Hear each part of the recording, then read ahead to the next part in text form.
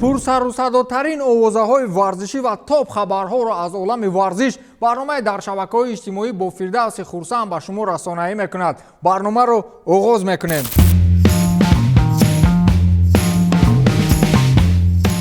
پرسروصداترین رقابت باکس میان دو چهره موندگار این رشته ورزش که تنها به خاطر پول به نمایش تبدیل می‌یابد احتمال است که باز به خاطر پول برگزار نشود. در این باره خود روی جونز گفته است. جونز اعلان کرده است که رقابت با تایسون احتمالاً لغو کرده می شود و این هم به خاطر پول، چرا که بهر به ماه نوامبر گذراندن سنه رقابت تشکیلاتچیان را می سازد به جونز پولی بیشتری را در شکل جبران پولی پرداخت نمایند. برایم لازم شد که کلی کارهای دیگرم را یک طرف گذاشته برای این رقابت آمادگی گیرم و این جدول کاریم را عوض نمود. من دیگر مجزن کسبی نیستم و بهر پول یافتن در زندگی با دیگر کارها مشغولم. از این رو اگر برایشان عوض کنی سنه رقابت مهم باشد پس پولی بیشتری را پرداخت نمایند و در این سمت علیه حقوقشناسان ما کار میکنند، گفته است جونز. باید علاوه کرد که رقابت نمایشی روی جونز با مایک تایسون نخست باید که سنه 12 سپتامبر برگزار میشد، ولی به خاطر جلب شماره زیاد مخلصان و دسترسی مبلغ بیشتر تشکیل کنندگان این رقابت آن را به سنه 28 نوامبر گذرانیدند. محض در همین حالت رقابت میتواند تماما برگزار نشود اگر که روی جونز مبلغ علاوگی جبران پولیش را نگیرد. خیر چی گویم دیگر؟ روی جونز را هم فهمیدن می شود در این دنیا کی پولی بیشتر نمیخواهد، در حالی که حیات در پاندمی هم به مراتب مشکل شده است.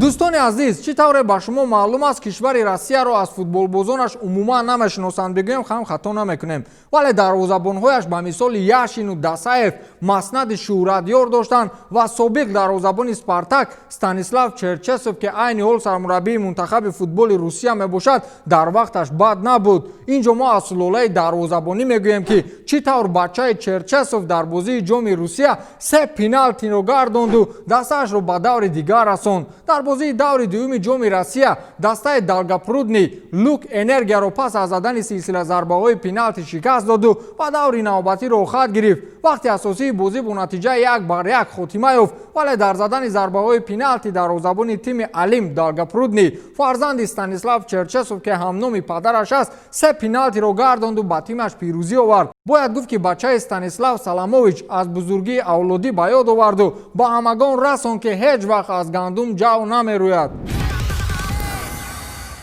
این تونی کروس هم از سیرو را فوش کرد که نیمه‌وقتگر دسته ریال مادرید تونی کروس با پایگاه اطلاعاتی تودی گفته است که همه بازیکنان دسته ریال مادرید با باخت دسته بارسلونا خرسند بودند. او ضمن صحبت گفته است که وقتی باخت بارسلونا ما اهل خانواده دسته مادریدی در واتساپ بازی را مورد تحلیل قرار میدادیم، اما افسوس همش در یادم نیست، لیکن یگانه از بچه‌ها از باخت بارس غمگین نبودند و از بچه‌های دیگر پنهان باخت بارسلونا را مثل یک جشن استقبال می‌گرفتند. تونی کروس با فکرم بعد این خبرکشی در دسته روزی خوب نمی‌بیند. یوگنی کافلنیکوف تنیسباز مشهور روس دیروز در صفحه توییتر خود از ترک مملکت پهناور روس حرف زد.